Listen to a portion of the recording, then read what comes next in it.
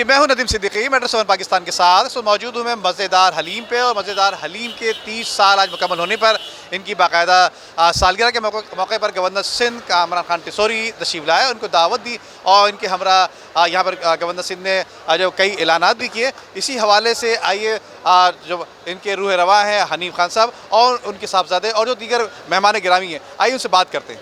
हर आदमी को पता है बेरोज़गारी है, दूसरे ये कि महंगाई इतनी हो गई कि जो 75 साल में कभी नहीं हुई इतनी महंगाई, लेकिन ये अल्लाह ताला का शुक्र है लोगों का रोज़गार चला। सबसे बड़ी मिसाल है कि रात के 3 बजे रमज़ान की आमद है, गवर्नर साहब मूव कर रहे हैं, पूरा कराची उठ चुका है और जहाँ जाता है गवर्नर साहब को एक रिस्पांस मिलता है और ये रिस्पांस बता रहा है कि गवर्नर साहब के लोग कितना पसंद करते हैं। इस तरह गवर्नर जो हैं वो मुख्तलिफ़ जगहों पे आ रहे हैं और विज़िट कर रहे हैं, लोगों से मिल रहे हैं, लोगों के मसाइल सुन रहे हैं, तो इससे बहुत मदद मिलेगी लोगों को।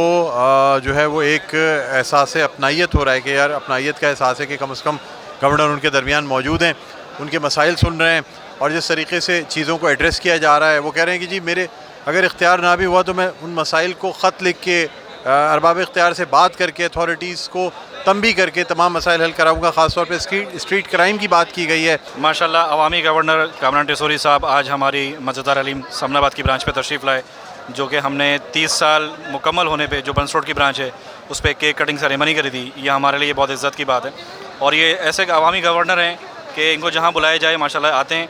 और तो भाई मैं ज़ैद खान टिसोरी हूँ और मैं गवर्नर सिंह का बेटा हूँ और मैं यूट्यूब भी कर रहा हूँ आजकल और व्लॉग्स बना रहा हूँ।